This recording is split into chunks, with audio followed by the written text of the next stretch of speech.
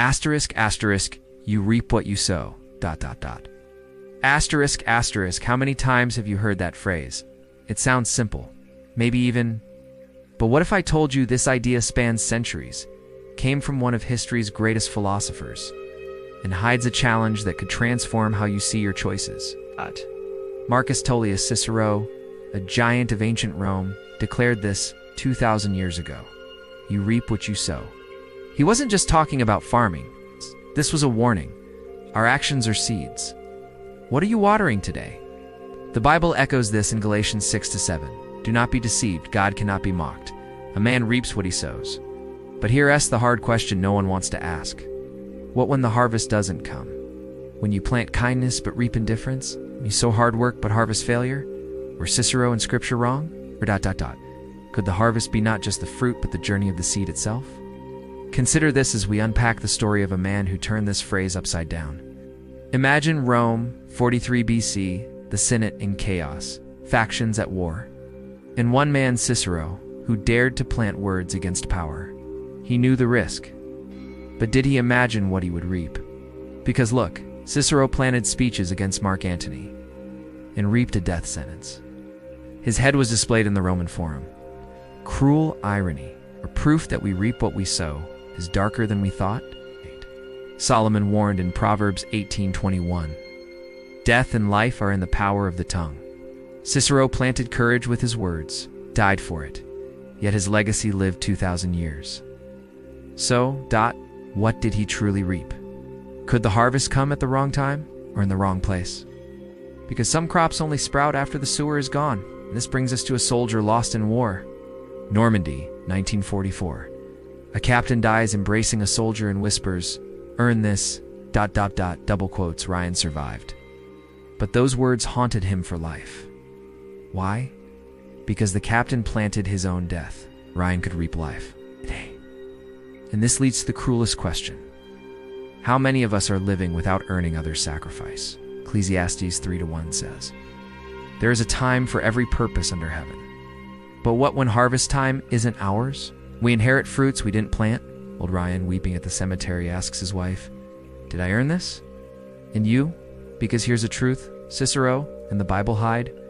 Sometimes we reap what others planted. And this changes everything. The only thing forbidden is to love without love. Tiago de Mello wrote this in 1964, during dictatorship.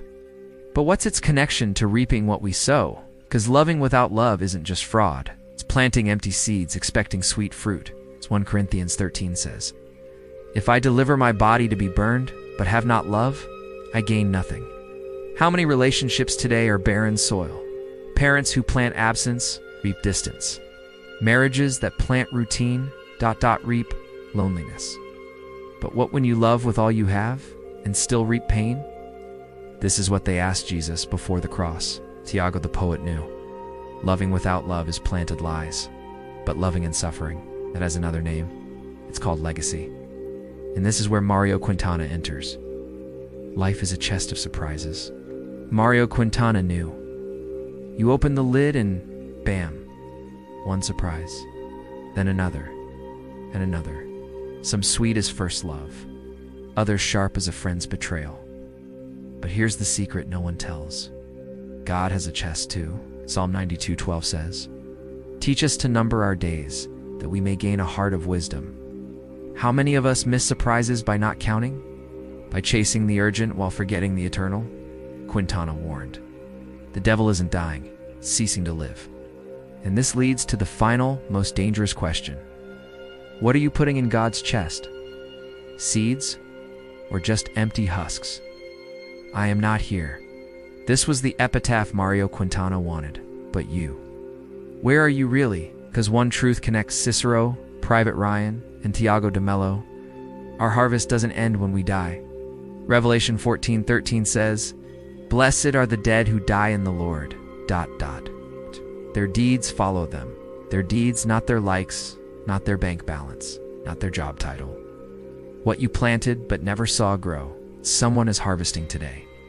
The love you thought was lost is blooming somewhere else, so when night falls, and it falls for all, you won't be in marble tombs, you'll be in the sigh of those you taught to love. in the courage of those you inspired, in the faith you planted without seeing rain. Because in the end, the only harvest that matters is the one that keeps living after you. So tell me, which seed struck you most today? Comment below what made you reflect hardest. Cicero's phrase, "The captains earn this," or Thiago de Mello's warning about loveless love. If this video planted something in you, don't let it die here. Share with someone who needs this message. Want personal growth? Want a moment with God? It starts now, with a click, but mainly ... with a decision. Don't forget to subscribe and hit the bell for more videos like this, because Jeremiah 29:13 promises, "You will seek me and find me when you search with all your heart."